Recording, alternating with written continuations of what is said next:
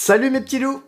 À partir d'aujourd'hui, nous allons parler du Flash Cobra, un sujet qui m'a été assez demandé par mes auditeurs ces derniers temps.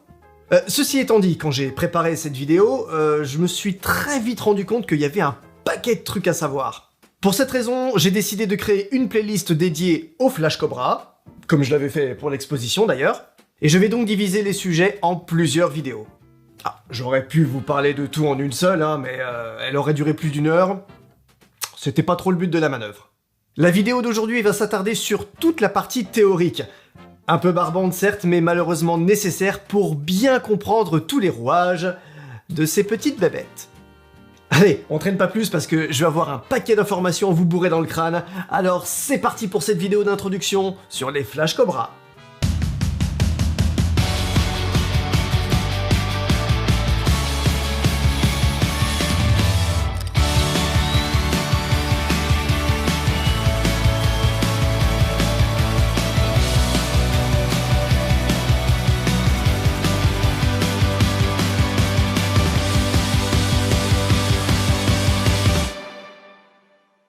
Commençons cette vidéo par un petit rappel essentiel. À quoi sert le flash?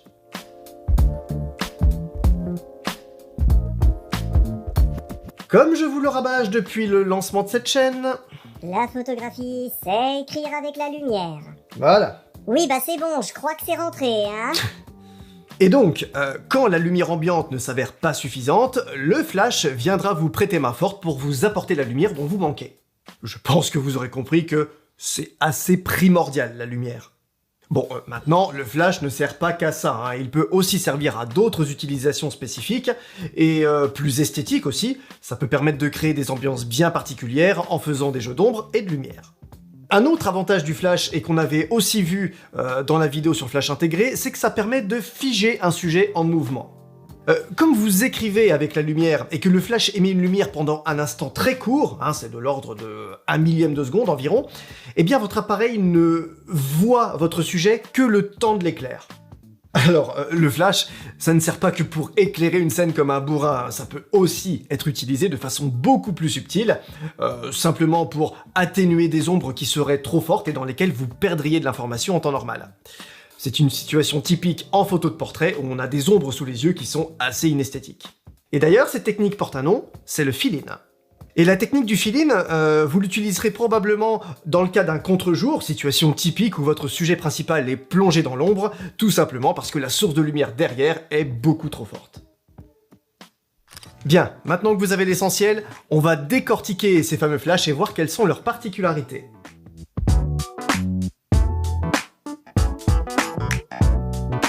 Donc, un flash comme celui-là, qui est un accessoire, s'appelle un speedlight en anglais. Et en bon français, c'est un flash de reportage. Mais nous préférons tous son petit nom, le Flash Cobra. Et pourquoi on l'appelle comme ça? Alors, quand tu regardes la forme générale du produit, si tu n'arrives pas à comprendre pourquoi on les appelle Flash Cobra, je ne peux plus rien pour toi.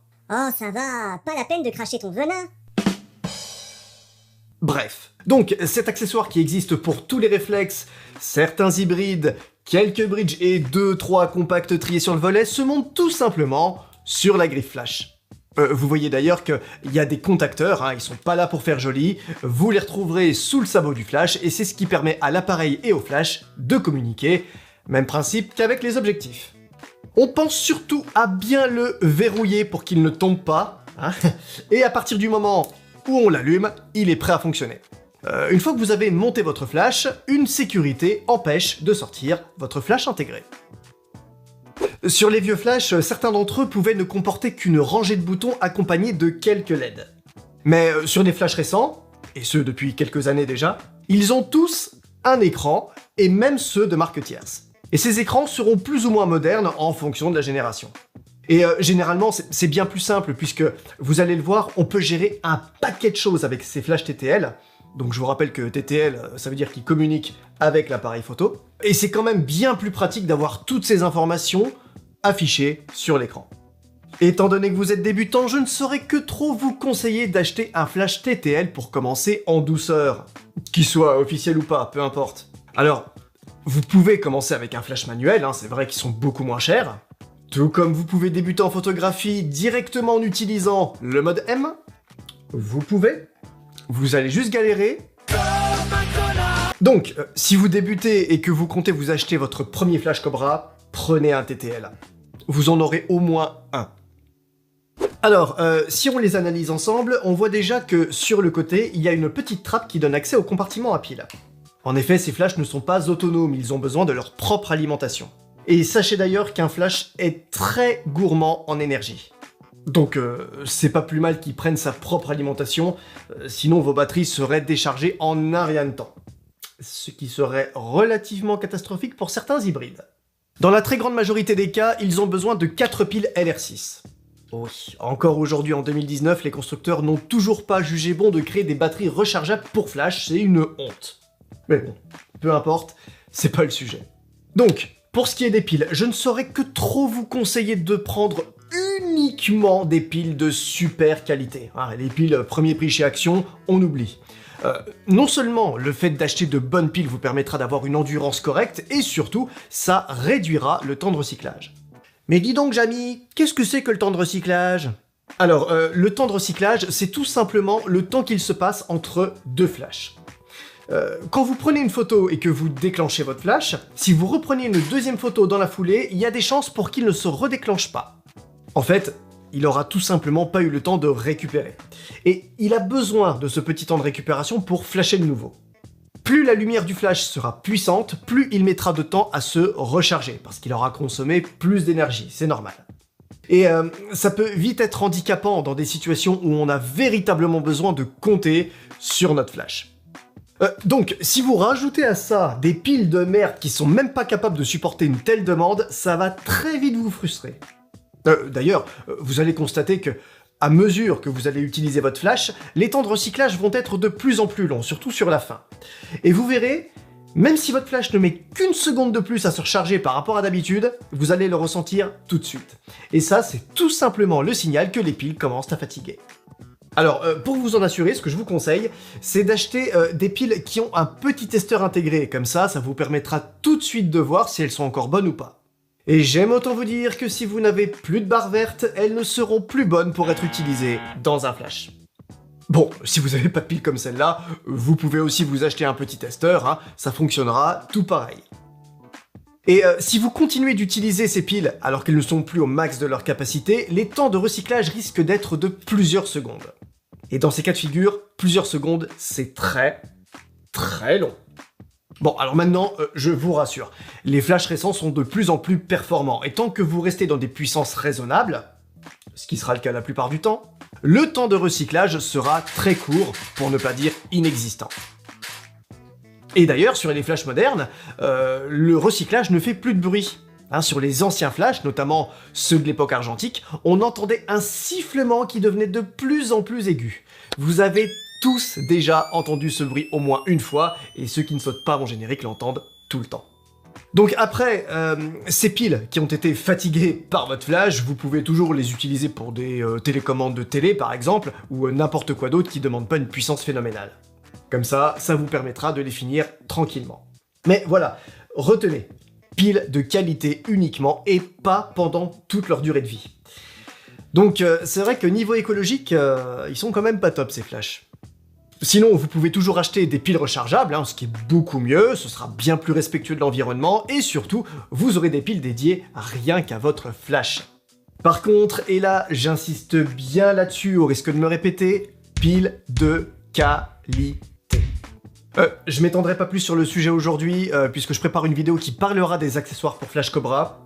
Vous verrez, il y en a quand même pas mal. Donc surtout, ne vous précipitez pas à acheter n'importe quoi, vous risqueriez d'être déçus. Donc, pour en revenir au Flash Cobra en lui-même, ils ont plein de fonctionnalités. L'une d'entre elles, est la plus évidente, c'est la tête pivotante et inclinable. Et ça, c'est vraiment un des gros atouts du Flash Cobra, et c'est souvent d'ailleurs la fonctionnalité qui déclenche l'envie de s'en acheter un. Si on regarde le devant du flash, on constate deux éléments. Le premier, celui du haut, n'est ni plus ni moins qu'un capteur infrarouge. Donc on s'en sert pour piloter des flashs à distance quand on les déporte. On verra ça plus tard, dans le sens où cette utilisation du flash en déporté requiert quelques connaissances et surtout un minimum d'expérience. Là, vous débutez, donc contentez-vous de le monter sur sa griffe, je peux vous garantir que vous aurez déjà bien assez de boulot et vous obtiendrez d'ores et déjà des résultats tout à fait convenables. En tout cas, ce qui est sûr, c'est que par rapport à votre flash intégré, ce sera le jour et la nuit. Par contre, le deuxième élément est beaucoup plus utile et il pourra vous servir dès aujourd'hui. Il s'agit en fait d'un émetteur de faisceau d'assistance qui émet une sorte de quadrillage rouge dans le but de guider votre appareil photo. Si vous faites des photos dans un lieu très sombre ou, comme vous l'avez vu, sur un mur blanc où il n'y a quasiment pas de contraste, eh ben votre appareil n'arrivera pas à faire le point, et c'est normal parce qu'il ne voit rien, il n'a aucun point auquel se raccrocher. Donc ce faisceau va venir lui prêter main forte, juste en s'allumant le temps que l'appareil fasse le point. Précisons toutefois que cette fonctionnalité ne marche qu'avec le mode d'autofocus AFS, ou One Shot, chez Canon. Si je viens de vous parler en javanais... Ok, maintenant que c'est vu, avant de s'attaquer à ce fameux flash, on va faire un peu de théorie et parler de la puissance de ces flashs qu'on exprime en nombre de guides.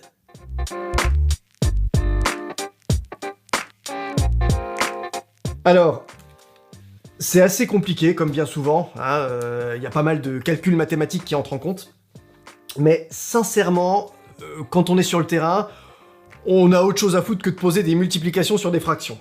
Donc, si vous voulez en savoir plus, Google est votre ami. Grosso modo, plus le nombre de guides est élevé, plus le flash que vous avez entre les mains est puissant, et donc plus la lumière qu'il est capable d'émettre peut aller loin. Alors, ce qu'il faut savoir, c'est que le nombre de guides, c'est un petit peu comme la sensibilité ISO. C'est-à-dire que on vous vend le truc en vous disant que votre appareil peut monter jusqu'à 102 400 ISO, mais vous vous en servirez jamais parce que vous savez pertinemment que le résultat sera dégueulasse. Alors, un flash, on peut l'utiliser à pleine puissance, mais vous allez voir que ce sera rarement le cas.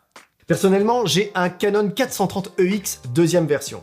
Ce flash est un milieu de gamme, hein, c'est une valeur sûre, et il reste assez abordable.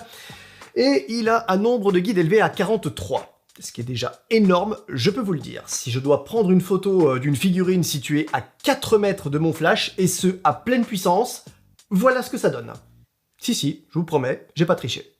Donc, la pleine puissance de ce flash, je m'en sers quasiment pas. Hein. Au final, c'est comme tout, il vaut mieux éviter d'utiliser les extrêmes, sauf en cas d'utilisation très spécifique où c'est justifié. Mais ça arrive pas tous les jours. Et en plus, n'oubliez pas que vous êtes débutant. Pour une utilisation normale, donc avec des photos pas spécialement préparées, hein, des photos prises sur le vif, la pleine puissance, vous ne vous en servirez pas. En plus, ce qu'il faut savoir, c'est que le nombre de guides qui est donné sur la fiche technique est juste le nombre maximal que le flash peut atteindre selon une certaine focale. Ouais. C'est-à-dire qu'en fonction de la focale que vous utilisez, et peu importe que ce soit un zoom ou une focale fixe, hein, le flash s'adapte en temps réel, eh bien vous n'aurez pas la même répartition de lumière. Regardez ça. Sur ce flash, le Canon 430EX2, la fiche technique me dit qu'il est capable de couvrir une distance focale comprise entre 24 et 105 mm. C'est-à-dire qu'il peut vous proposer un éclairage parfaitement uniforme dans cette plage de focale. Au-delà de 105 mm, la qualité de l'éclairage sera moins bonne. Et si vous regardez à l'intérieur du flash et que vous changez la focale tout en maintenant le déclencheur à mi-course comme si vous faisiez la mise au point, ou que vous utilisez le bouton iPhone si vous l'avez reconfiguré, vous verrez le support bouger pour se rapprocher ou s'éloigner de la vitre. Et d'ailleurs, vous remarquerez au passage que cette vitre est striée de toutes parts, comme les flashs intégrés, ce qui permet de mieux diffuser la lumière. Et c'est d'ailleurs un aspect qu'on retrouvait sur les phares des vieilles voitures. Bon, bref, pour en revenir à nos guides, donc cette fameuse valeur de 43 sur mon flash n'est atteignable que sur une focale à 105 mm. Et c'est tout à fait logique, puisque plus vous zoomez, plus vous resserrez votre cadre, donc vous réduisez l'angle de champ. Donc il faut que la diffusion de la lumière soit elle aussi plus étroite. Donc 43 à 105 mm, et plus on va sur des focales courtes, plus le nombre de guides diminue, ce qui signifie tout simplement que la lumière va moins loin, mais elle est en revanche diffusée de manière plus large. Un autre élément qui fait aussi changer le nombre de guides, c'est évidemment la puissance du flash. Et bien souvent, vous retrouverez le détail du nombre de guides dans un petit tableau dans la notice. Et bien entendu, ne prenez pas ces chiffres pour argent comptant, hein. Je vous rappelle que ces valeurs changent en fonction de chaque flash. Et à quoi ça sert sur le terrain? Concrètement, à rien. Puisque le nombre de guides, c'est pas une valeur universelle pour le commun des mortels, hein, comme pourrait l'être la distance exprimée en mètres par exemple. Et sachez d'ailleurs que le nombre de guides est calculé avec une sensibilité ISO à 100, soit la valeur commune la plus basse possible. Ce qui est pas plus mal au final, hein, puisque c'est évidemment là où votre capteur est le moins sensible à la lumière. Ce dont il faut avoir conscience aussi, ça paraît évident mais je vais le dire quand même, c'est que la lumière d'un flash se diffuse comme n'importe quelle lumière. C'est-à-dire que à la base du flash, la lumière est très forte et plus on s'éloigne, plus la lumière s'atténue. Comme les phares de votre bagnole, à 1 mètre, vous voyez bien, à 10 mètres, c'est déjà beaucoup moins bien et au-delà, j'en parle même pas. Et c'est important d'avoir conscience de ça dans le sens où, si vous cherchez à éclairer un sujet qui est vraiment loin, le flash va donc envoyer suffisamment de puissance pour y arriver, mais si effectivement votre sujet qui est situé, on va dire à 10 mètres, est bien éclairé, tout ce qui se trouve avant va l'être aussi. Et plus vous allez vous rapprocher de vous-même, plus la lumière va être puissante. Et ça crée un rendu particulièrement dégueulasse. Voilà, cette première vidéo est terminée, j'espère qu'elle vous aura plu malgré son aspect très théorique. Dans tous les cas, comme d'habitude, n'oubliez pas le pouce bleu si vous avez aimé cette vidéo, n'hésitez pas à commenter pour me donner vos avis, partagez cette vidéo si vous estimez qu'elle pourrait servir dans votre entourage, et surtout, abonnez-vous pour ne pas louper les prochaines vidéos. D'ailleurs, sachez que j'en ai tourné d'avance, hein, donc si le contenu de celle-ci vous a un petit peu frustré, ne vous inquiétez pas, la prochaine ne se fera pas trop attendre. Je vais pouvoir sortir une vidéo toutes les semaines pendant un petit temps, alors que c'était plus toutes les 2 semaines ces temps-ci. Donc ce sera pour votre plus grand plaisir. Laissez-moi juste le temps de faire les montages. Dans la prochaine vidéo où on parlera toujours du Flash Cobra, donc, on s'attardera sur cette armada de boutons ainsi que sur la tête orientable. Allez, je vous dis à très vite et amusez-vous bien. Salut mes petits loups! Alors c'est parti pour cette vidéo qui vous dira tout ce que vous devrez savoir sur les Flash Cobra. Non. Et la technique du fill-in, vous l'utiliserez pas probablement dans le cadre d'un contre-jour, situation typique dans... Et la technique du fill-in, vous l'utiliserez pas... Oh putain. Probablement. Et en bon français, c'est un flash de reportage. Mais nous préférons... Tout comme vous pouvez débuter en photographie directement avec le mode M. Vous pouvez. En effet, ces flashs ne sont pas autonomes, ils ont besoin de leur propre alimentation. Et sachez d'ailleurs qu'un flash est très gourmand en ressources. Et sachez d'ailleurs qu'un flash est très gourmand en ressources énergétiques. Sachez qu'un flash est très gourmand en ressources énergétiques. Très gourmand en énergie. Qu'est-ce que je m'emmerde avec des mots savants.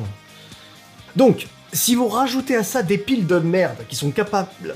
Ah non, qui sont pas capables, justement. Et plus vous allez vous rapprocher de vous-même, plus la lumière va être puissante. Va être. Putain, je sais pas ce que j'ai avec ça. Va être. C'est pas va être, c'est va être.